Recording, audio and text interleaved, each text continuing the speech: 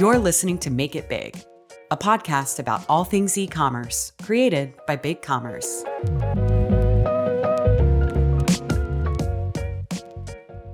Hello, everyone, and welcome to the Make It Big podcast. My name is Beatrice McPherson. I'm a content marketing manager here at Big Commerce, and I'm so excited to be here today with renowned content expert Ann Handley. For those of y'all who don't know Ann, she is a digital marketing pioneer and the chief content officer at Marketing Profs, which is an industry-leading marketing education company. She is also a Wall Street Journal bestselling author of not one, but two books, including Everybody Writes, your go-to guide to creating ridiculously good content, and my personal favorite, Content Rules. Ann is also a LinkedIn influencer, and she has more than 420,000 followers on Twitter, definitely way more than I do. And a few fun facts about Ann: she resides in Boston, she's an Evie White superfan, and just like me, she loves dogs, and she also has a vintage typewriter collection, so cool. So please join me in welcoming Ann Handley to the podcast. I am so happy to be here with you today. How are you? Good. So glad to have you back. It feels like just yesterday we were virtually filming your Make It Big 2021 conference session. For those of you who missed it, Ann shared amazing insights on the evolution of content, what makes a great content strategy, and more. So much goodness there. But obviously, it's a new year, which is so exciting. Let's just kick it off. What are some of your New Year's resolutions in 2022? Oh my goodness. I don't necessarily make resolutions. I don't really do them, but I do goals, and I think about them all the time in two ways, my short-term goals and my long-term goals. Invariably, my long-term goal is always to challenge myself personally and professionally. That's usually my goal for the past couple of years. I mean, I want to say decade at least. But also, like for 2022, I've also added a third one in there, which is not just short-term goals and long-term goals, but also just to have more fun, because I feel like 2021 and 2020 were challenging years, and I think we could all use to lighten up a little bit. And that was inspired by, so I recently read a book called Life Work. It was written by the former poet, Donald Hall. He died in 2018. He's actually the former U.S. poet laureate. So, pretty accomplished guy. And the book is really about his approach to work. But one of the things that he talks about in there as a sort of balance to the intensity of his work is that he said that it's really important for him to also have a number of guilty pleasures. And his was watching baseball. He has a dish and he would stream baseball from just, all around the world. It really made me rethink about, I think it's great to have ambition and to have goals and resolutions and all that stuff. But I also think, we got to balance it all with a little bit of fun. Mine is not baseball, but definitely thinking more about fun this year. I couldn't agree more. I spent most of my 2021 planning a wedding during a pandemic. So I am definitely looking for more fun in 2022. And it's nice. Definitely things are opening back up, getting to spend time with family and friends. So cheers to that. Definitely looking for more fun in 2022. And before we dive into all things content marketing in the new year, I do want to take a moment to look back at 2021. I feel like we saw so many incredible things with content. What were some of your favorite trends that you saw? Oh boy. A number of them I think were absolutely ignited by the pandemic, if there was a silver lining to, a global crisis, I think one of them was it did inspire a whole lot of, just a whole lot of evolution of the evolution of content marketing, I think. So a lot of the things that I saw last year that I liked and that impressed me and that were my favorite trends of 2021 were definitely inspired by the pandemic. I think one of those is that we saw how virtual events and webinars could really be taken to the next level. And certainly, you did that with your event. It was spectacular. But, I also think that there are a number of other companies who are really pushing the boundaries a little bit. And I loved to see that. And then certainly the second thing is video. I think we've seen a whole lot of video and the evolution of video. I think we used to think about video as, the sort of standalone thing. Like we have case studies and we have blog posts and we have long articles and we have white papers and we have ebooks and then we also have video. But instead, I think what we're seeing is that video is integrated throughout everything that we do in marketing. So it's not a standalone tactic anymore. I think it's just a way that we are using video as a way to connect with customers in a world where many of us have been isolated in 2020 and continuing into 2021. Yeah, I think something that's been really interesting with video too, especially throughout the pandemic, is we've had to get really creative with how we make video, right? And I think to your point of people feeling isolated, how do you create video content that resonates with people and makes them feel like they can completely relate and just really connect to your brand? And also, I think how we used to approach video, at least for us, having a whole setup with good cameras and equipment. And now people are so used to seeing people in their homes. And it's just completely changed. And I think it's opened up a lot of doors for brands. Yeah, I agree with that, especially that last point. And I think that I'd even take it a step further and say that that kind of, sort of humanity, humility, and authenticity that we see in video is happening throughout different aspects of marketing, right? So I think people are communicating in a much more looser, accessible way. I think their tone of voice is lightening up a bit, especially in the business to business space where, I tend to do a lot of my work. But yeah, I think that like video that's a great example, but I think it's happening throughout almost everything we're doing in marketing too, which is another thing that I've seen last year, a trend that I really love. I just want to mention one more because I think it's a really fun one. And that's that I've seen lots of brands, especially in the B2C space, but a little bit in B2B too, leveraging more cultural moments and memes. And I kind of love that because I think it speaks to the rise of social platforms, certainly, and creators on those social platforms, influencers, but also, brands starting to pay attention and letting a lot of their marketing almost start with creators first or audience first. So I think we've seen a number of things like that. And, one of the things that comes to mind immediately for me, and maybe you remember this, or maybe this came across your radar too, but the Starburst berries and cream on TikTok, that TikTok sound, berries and cream. Yes. Yeah. And so I think it's so fantastic that, that came out of just makers on TikTok, creators on TikTok, just using that sound to create TikToks. Didn't come from Starburst seeding it on TikTok first and then hoping that creators were going to pick it up. Instead, it was the opposite. And so I think that's a great example of a trend that I definitely saw in 2021, which is that a lot of these marketing initiatives, especially ones like that just sort of seem to come out of nowhere. These sort of cultural moments and memes are really starting with the audience first. And I love that. I just think it's so fun and so fantastic and truly an evolution in social media marketing. I have definitely discovered so many brands in the last year just through examples like that creator first mentality. I think we'll get into it in a little bit, but talking about how that's going to continue in 2022, I think is such a hot topic. And I know too, like how you said, especially in the B2B space, seeing these brands get a little bit more fun with the memes and again, getting connected to an audience. I mean, ultimately at the end of the day, we're all consumers, right? No matter what we're doing for business. So on that note, maybe for focusing more on B2B, who are some brands that kind of caught your attention in 2021? Oh boy. Geez, so many, Starburst, we mentioned a minute ago. So in the business to business space, Vidyard is a video platform, sells to marketers. It helps them use video to connect more successfully with the people they sell to. They did something really cool. And last year, 2021, they created a sort of mini documentary about the state of communication in a post-pandemic world. Like, how is it that we're all doing the work? How is it that we're all getting work done?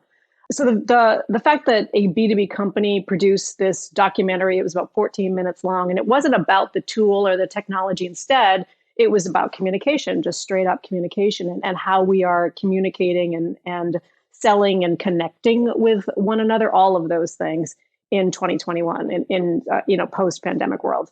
And so I love that they produced this documentary, but more than that, I love the way they marketed it. And so what they did is they created a red carpet extravaganza. Now, this happened in June of 2021, and they're also a Canadian company. And so at that point, the border was still closed. None of us in the US here could go to Canada to, walk the red carpet with Vidyard for them to introduce this documentary. So what they did instead is they held it online. And they invited influencers and people who were in the documentary themselves, as well as just a number of people. It was like an invite-only event for B2B marketers, B2B marketing, including their customers and prospects and so on.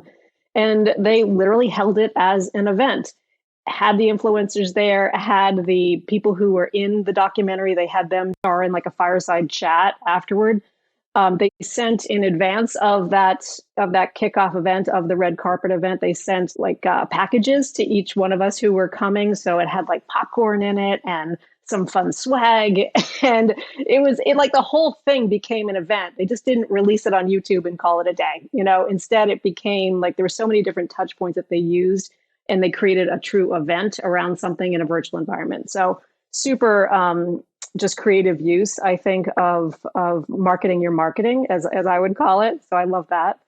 At the very other end of the spectrum, I love what so many libraries have been doing, just public libraries, what they've been doing. For example, one of the ones that comes to mind immediately for me is, I think it's the Harris County Public Library in Spring, Texas. And what they did is in 2020 and continuing into 2021, they invented this character called Curbside Larry. And what Curbside Larry does is he sort of wraps the rules for the library. In 2020, it was about, hey, we're having to close our doors, but you can still do curbside pickup. And then as the library opened up again and certain elements of the library opened up, as programs started up again, they used Curbside Larry to communicate changes in library protocols. What I love about that is that the library has like I don't know, I think their annual marketing budget has to be like 15 cents, right? It's tiny. It's so small. But yet they're using video and they're inventing a character. And they just did a really, really nice job of answering audience questions, number one, but answering them in a creative way. And at the same time, sort of debunking myths, right? Libraries are not really known for doing things that are out of the box, right? They're usually thought of as very quiet and kind of buttoned up places.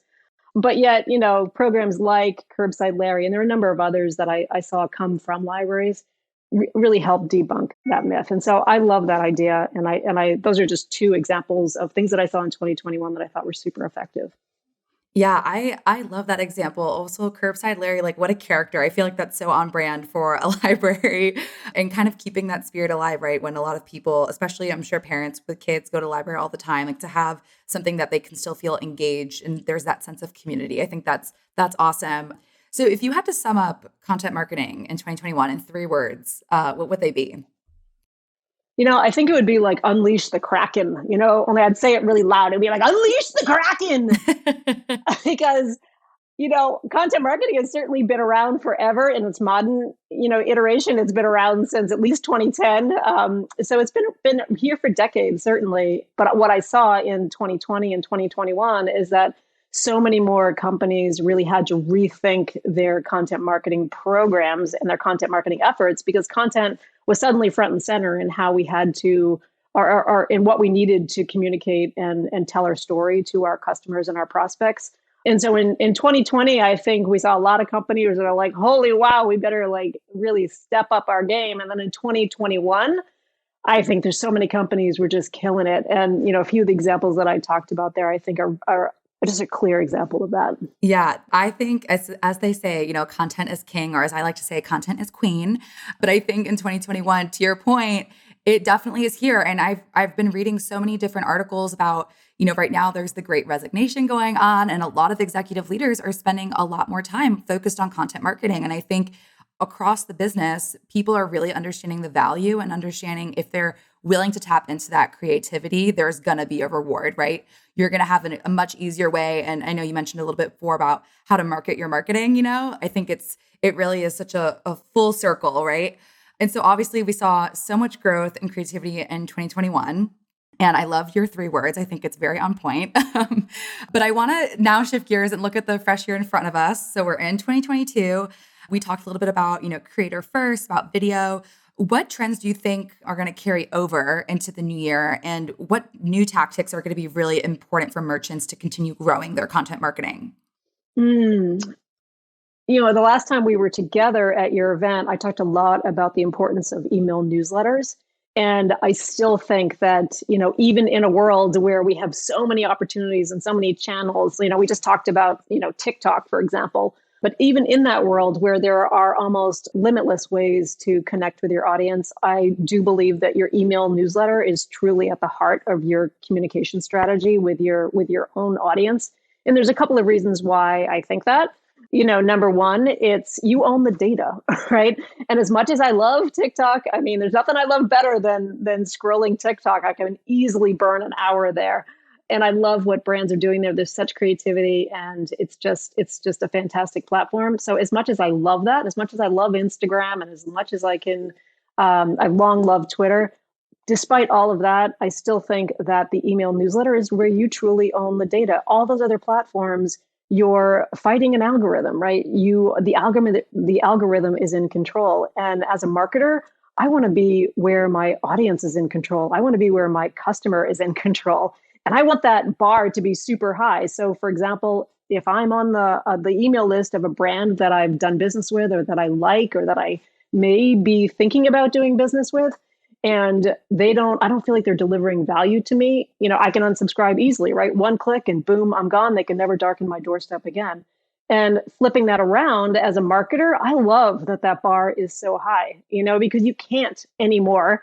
If you ever could, you can't just put whatever out there and call it a day. Instead, you always have to be offering value to the people who are on your list. And so I love that the bar is so high in email newsletters. So yeah, I think email newsletters, number one, are a tactic that I would put at the top of my 2022 list. Certainly video, I would find ways to get on video, to incorporate it throughout everything that you're doing.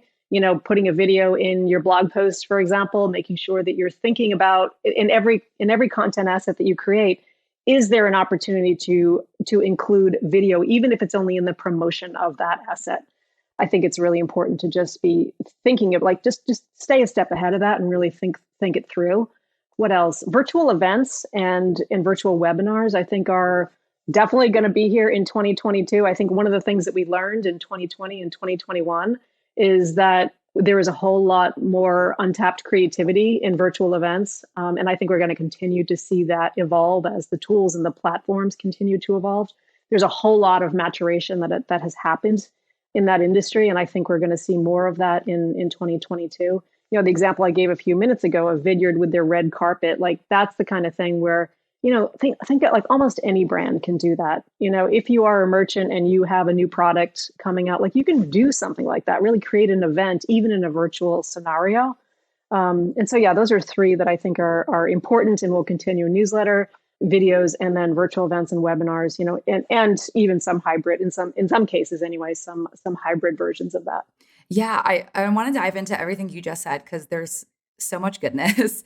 And I think the theme that I've been thinking about for 2022 is this focusing on connection in a hybrid world. And I love also what you said about really marketers need to own their digital home, right? Whether it's their own e-commerce store, whether it's something like an email newsletter. I agree with you. Like I could also spend over an hour on TikTok. I spend definitely more than an hour on TikTok every night. I love TikTok. I think it's so engaging, and like what we were talking about earlier with like the berries and cream audio, like there's so many little things that have come from it.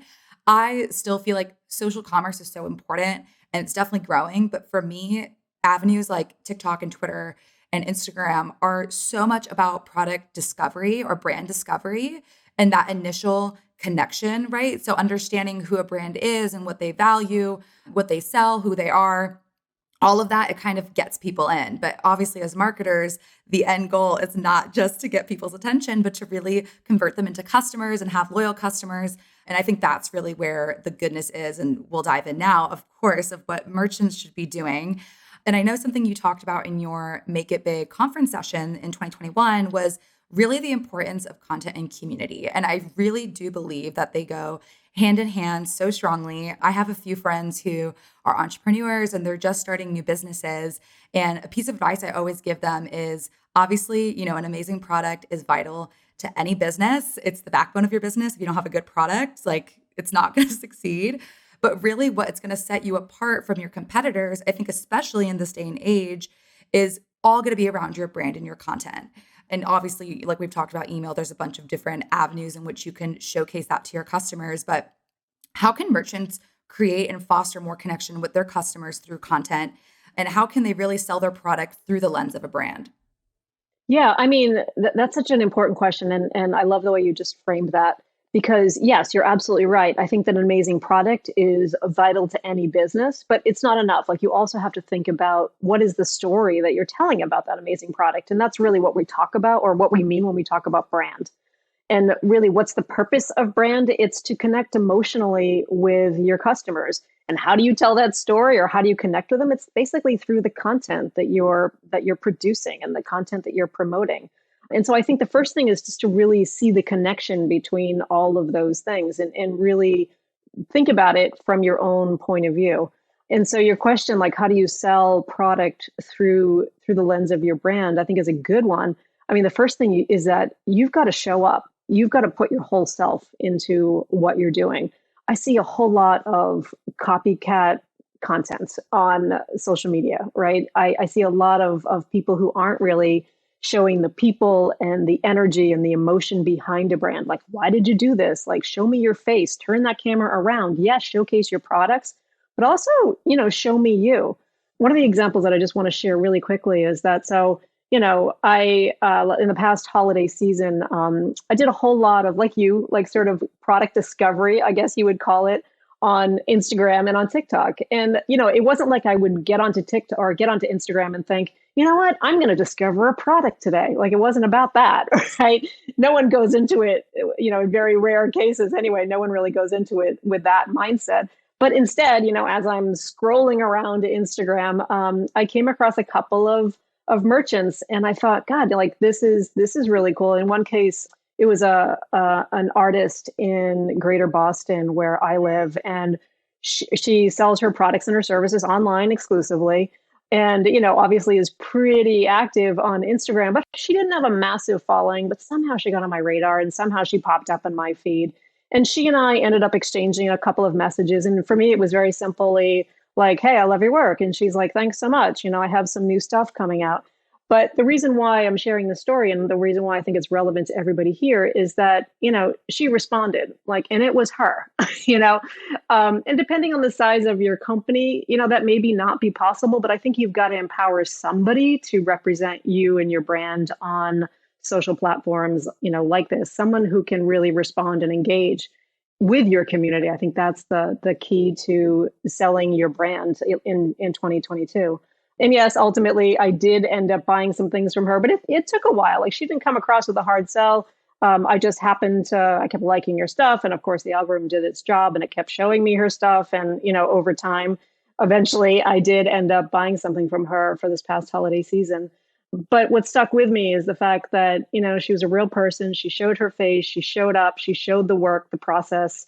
And that's really what connected with me. Yes, I loved her products, but I also really appreciated the way that she was showing herself and the emotion that she put into it and the story that she told. Yeah, I definitely also did some holiday shopping where, especially for small businesses, I think it's a great time, the holiday season, to discover a bunch of new brands. But very similar experience for me, getting to actually get to know somebody behind the brand and understanding what they're all about and having a real person respond if you have a DM or a comment. So yeah, I love that. And I do think that kind of goes in the same trend of what we were talking about earlier in terms of that connected tissue, right? During the pandemic, and that people really want to feel like they can relate and that they're in a community and that they're talking human to human and not business to business. And I think in 2022, obviously, we're still seeing the pandemic play out. And I think that type of communication is still so important. And I know you mentioned we were talking about what trends and tactics are going to be important in the new year. We talked a little bit about hybrid experiences, and earlier you mentioned about that event that they kind of did their marketing and all of that fun stuff. So obviously there's going to be more hybrid experiences. And I think that's something that's going to stay for the next 5 years, especially if we've now been in a pandemic. I can't believe it, for going on 2-3 years. But how can merchants really meet consumers where they are through content? I love the example you just gave with Instagram, but I want to dive into a little bit of the few other content marketing strategies and what they can really do there. Mm. Yeah, I mean, I think one of the things that was really clear in 2021 and in 2020, and I know I talked about it at the event that we did together, was that, everything that we do through our marketing should come through the lens of building trust, right? Of building trust, number one. And secondly, of showing affinity. So, and what I mean by that is, everything that you do, like the way you build connection with your customers through your content, is to make sure that everything that you publish or everything that you produce is trustworthy, right? Are you actually showing people who you are? Like, my new best friend, the artist who I purchased things from last holiday season. She's not really my best friend, but I just threw that in there.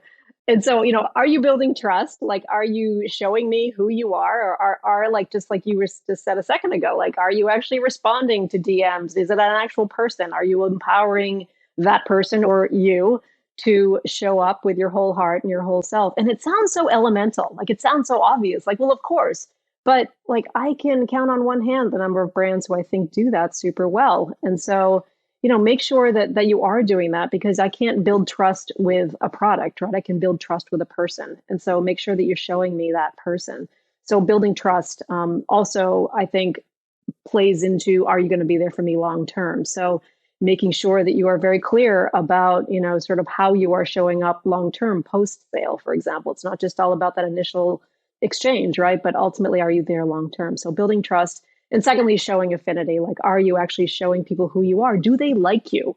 Like, are you personable? Are you showing people who you are? That's really where my artist friend really shined, right? Because she showed me who she was. She was a real person, but I really loved her. I loved her point of view, and the things she said, and the way that she posts on Instagram, the stories she tells. Fantastic. So yeah, I know we're talking about Instagram here, but I think about everything you do across every asset you publish or produce as, are you building trust, and are you also showing affinity? So that's really where I think every brand needs to be thinking about meeting customers through their content. And that means, no matter what you're doing, right? No matter what you're producing. So I think it's something really interesting that you just said, that it may seem like an obvious thing to be relatable and to be, responding and having that story. But it is so true that not a lot of brands, they kind of miss that sometimes. And I think it goes back to the basics of, hey, like, again, people want that human connection. And I want to touch on email a little bit more, because email has always been something that is truly fascinating to me. You have your email, Anarchy, which is awesome. And if you're listening, you should definitely subscribe if you don't already. It's an awesome, awesome email. And email is obviously an awesome way to connect with your customers on a regular basis. And kind of what we were talking about before, like, you really get to control the narrative there. It's not like you're relying on an algorithm or something. You really, really own it. The thing that I always think of email marketing, and it's kind of like the secret sauce at Shake Shack, because everyone loves it and they know it's delicious and amazing, but like very few people know the recipe, and it's hard to like recreate that. So I always say with email marketing, I'm like, it's kind of like the secret sauce at Shake Shack, because it's good, it's a good tactic, but a lot of times people don't know exactly how to use it to find the success that they're looking for. So my question to you is, what is the recipe to success when it comes to email, and how can merchants really use it effectively and not just, sharing the latest product and things like that? How can they take it a step further? Yeah, there's a real nuance to it.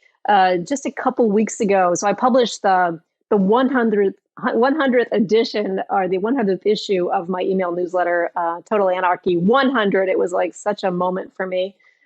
Personally, it was just such a milestone. That is amazing. Congratulations. Thank you. Thank you. I was like super into it. But, it really gave me a chance to reflect on what works and what doesn't in email newsletters in, 2021 and heading into 2022.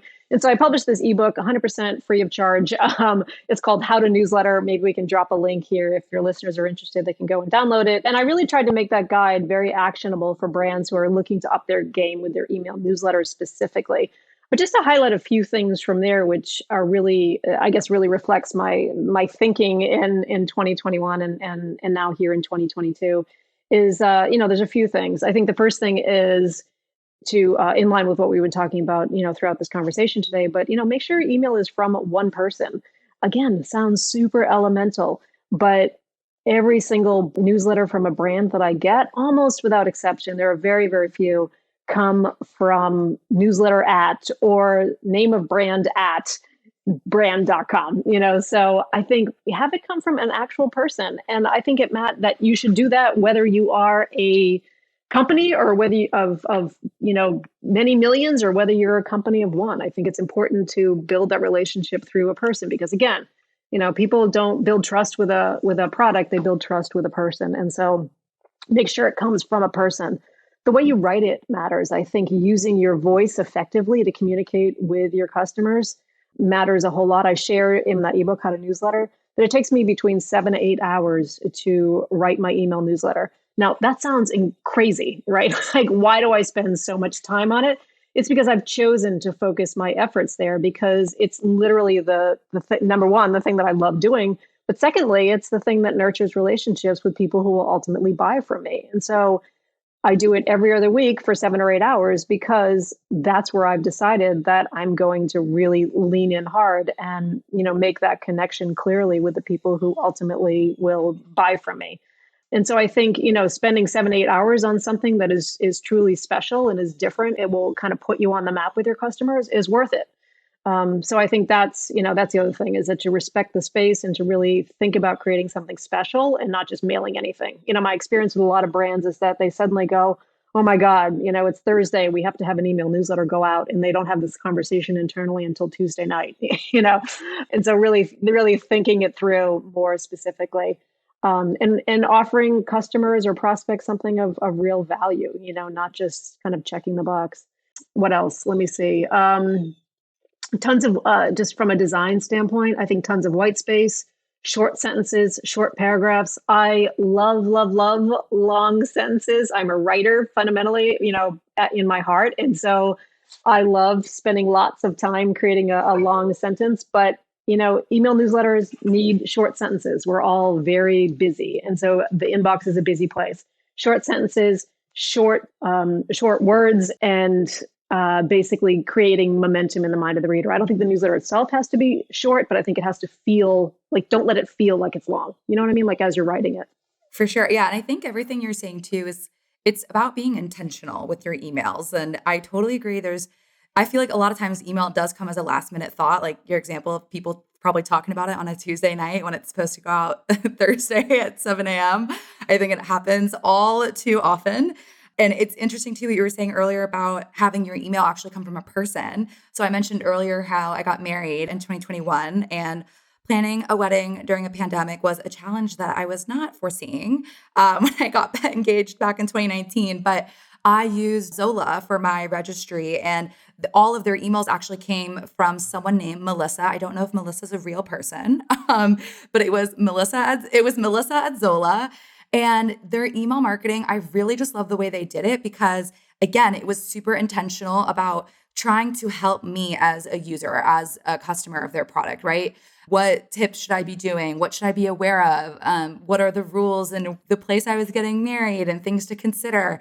And it always came from a place of intention. And so I love all of those tips that you were sharing, because again, it goes back to really putting in the time and attention, right, into what you're going to be doing. And I think similarly, like with SEO, it's kind of, you're thinking about it for the long run. It's not like you're going to send one email and you're going to get a huge list overnight, right?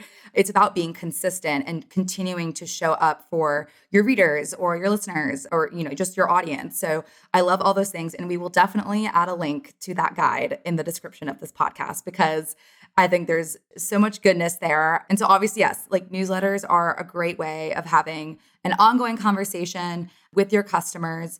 And I know we talked again about like video and a couple other things, but what are a few other ways that brands can really add that element of engagement to their content strategies? Obviously, we're doing a podcast right now. I think podcasting in itself is definitely growing. But yeah, what are a few ways outside of social and email that you can really, add that additional element? Yeah. I mean, your example of that email that you got is a good one. And the way that I would maybe encode that is, yes, it's an email that goes out. It's an email nurturing strategy that they're creating with you, or that they're doing with you. But, I think if you pull back a little bit, pull the lens out a little bit, and really think about what they're doing, is that they're creating an experience, right? You're in that mindset of, you're going to get married. And so they've thought through what you need, and they're thinking through like the questions that you have getting married in the middle of a pandemic. And so I think focusing on the experience that you're delivering to your prospects and your customers is so key, Because really that's what we're talking about when we talk about an email newsletter. We're talking about, are you telling your story? You're showing them something, but also like the reason why I think white space and spending time on it is so important and all of that stuff is because more generally you're thinking you're delivering an experience to the people on your list. And so I think that relates to everything that you're doing in your content, because that's truly what will build engagement. Like that's what will trigger engagement with the people who you want to do business with. Think about the experience that you're delivering. And that word experience, I know I keep saying it, and I think it's one of those words that I sort of have a love-hate relationship with, because it's like, what does that actually mean? Like, how do we actually do that? But I think ultimately what it really means is, how do we think through things from our customers' standpoint or from our prospects' standpoint? So if you sign up for your email newsletter, for example, like you're excited, you're going to get married, you go to Zola.com, you put it in and you sign up for like to get weekly missives up until your wedding date, say, right? So what do you get from them? Like, what is that experience like for you? Everything from the sign up form itself. Is it easy to find? Are they telling you exactly what you're going to be getting? Are they offering value to you right off the bat? Like, just think through all of those questions, like step into your customer's shoes, like get right inside their skin and start thinking about things from their standpoint. And not just at those moments of actions, right? But like, for example, one of the brands that I think does a really nice job with experience is a company called Road ID. What Road ID does is they sell identification bracelets, especially for people who are really active or who do a lot of sports, or like marathon runners who they may be like out on the road for, for hours at a time by themselves, or bikers. They also sell pet IDs. So I bought one for my little dog, August, who is here on the floor of my office as I'm talking to you. So they sell all kinds of like ID tags like that. But what I love about what Road ID does is that the experience that they create around something that's, pretty basic. But the reason why I went with Road ID is because when I was searching for the best possible pet identification tag, because I am one of those like helicopter moms, even with my dogs, right? So I wanted to get the best of the best for him. When I was searching for that, I found this company that came on my radar, and I love the way they described their products and services. I love the story that they told, the story of how the company or that around the company's founding. Basically, it was started by a father and a son. The father was worried because the son was actually hit by a car when he was out for, I forget if he was out running or out on his bike. Anyway, he was missing for a couple of hours. And so his dad and him ultimately started this company. Like, that was the genesis of it. Since then, of course, they share stories of other people who have been helped by their ID tags, who have bought them and who wear them on a regular basis. And so that kind of like sucked me in, and I loved what they stood for. I loved the ethos of the company and how they talked about how important it is. But then, so I buy this pet ID tag, it comes, but then the experience they created around that was also fantastic. So it wasn't just that I got this pet ID tag in the mail, like in an envelope. It felt like an experience when I opened it. It was in this beautiful little box. I mean, this is a pet ID tag, you guys, right? I mean, it was like, you can't get any more basic than that. But the unboxing was like, it felt like an event. And then what came with it was a handwritten note by someone who works at Road ID. Her name is Nanette. It told me a little bit of information about her, how long she's been there, what her favorite flavor of popsicle is, what kind of dog she has or what kind of pet she has. First concert she went to was Journey, by the way. And then in the end, she invited me to write back to her and let her know how I liked their pet ID tag. Now, the reason I'm sharing this with you is because it's such a fantastic example, I think, of thinking through experience. Right at the beginning, telling the story on an emotional level, hooking me in, making me want to support this company because I like not only what they sell, but what they stand for. And then once I buy, that whole experience, oh, I didn't even mention actually, when they mailed my dog tag, like I got an email that was basically like, letting me know that they'd mailed it. But they said, like, if you have any questions about it, please drop us a line. And so because I'm a marketer and I always like to test whether companies really mean what they say when they say things like that, I wrote back and I asked some like stupid question. I don't even remember what it was, but it was kind of a throwaway question. And somebody responded to me like within a day. So just, things like that, I think is just so important to think through every step of the process. And then when that dog tag came, like, of course, So now, when any friend of mine adopts a dog or a cat or a pet or anything, it's like my gift to them is always one of these dog tags because that's the loyalty aspect, and I will be a customer for life now. Well, I'm also a helicopter dog mom, and I have my dog Lucy under my desk right now. So you have just thoroughly convinced me that I need one of these tags for my dog as well. And I think also that I love that example too, because again, it's about knowing your audience and they are completely adding value to you and making it an incredible experience and going above and beyond to give you that exceptional experience. And again, like exactly what you just explained, having that loyalty piece at the end of it. And it really is full circle. And I think it goes back to everything that we've been talking about is really using content not only as experience, but as value. And I think that's where the strength lies. And I think previously there were a lot of people thinking, oh, content is just kind of this extra fluff. It's something nice that people may appreciate, but doesn't really move the needle. And now that narrative has completely changed. So I love that example. And now after this, I know what I am going to be purchasing. Um, but before we wrap up, I did want to touch, I know the Super Bowl is in a couple of weeks. And I always love talking about the Super Bowl because obviously the commercials, not only the halftime show, but the commercials are personally my favorite part.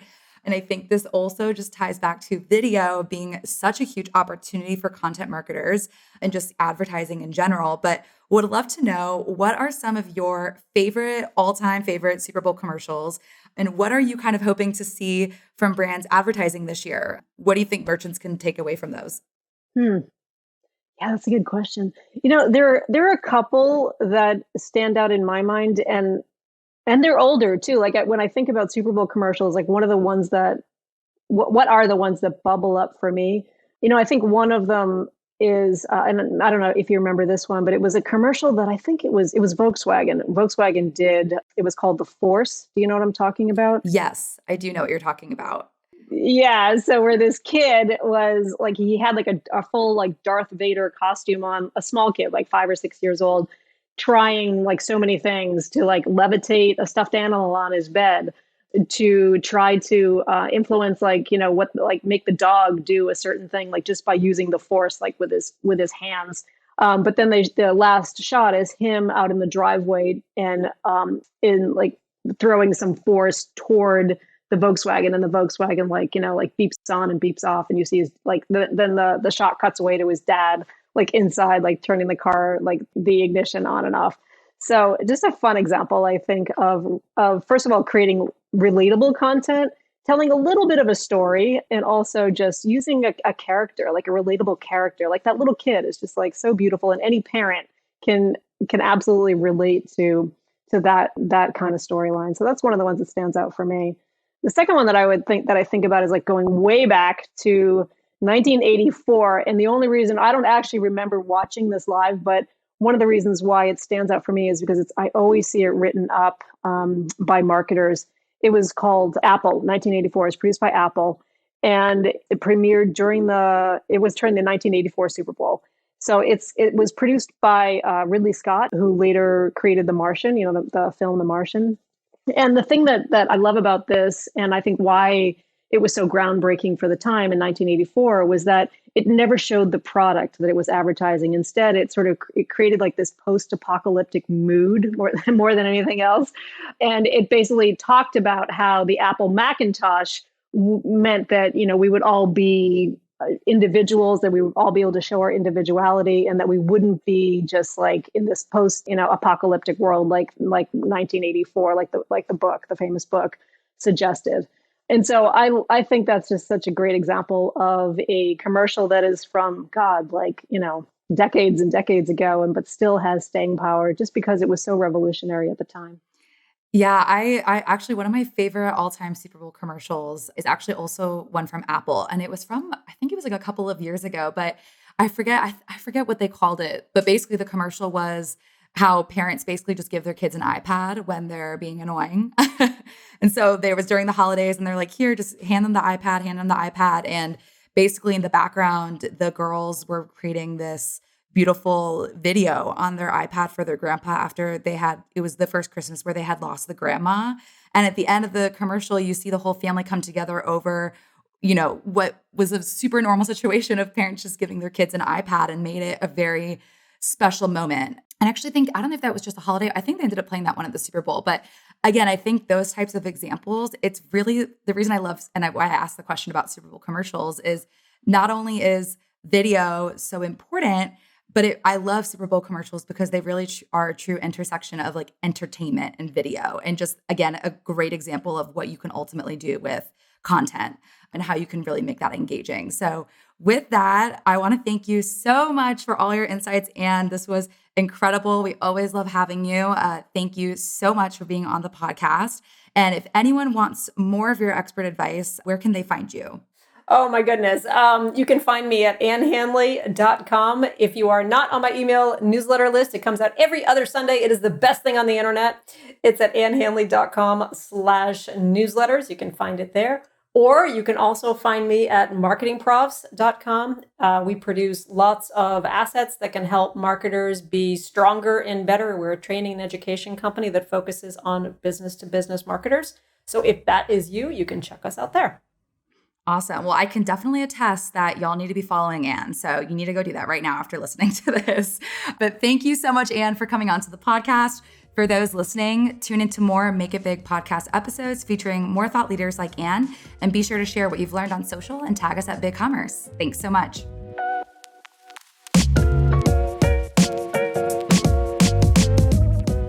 Thanks for listening to the Make It Big podcast. Want even more insights and expert advice? Experience our Make It Big conference, now available on demand.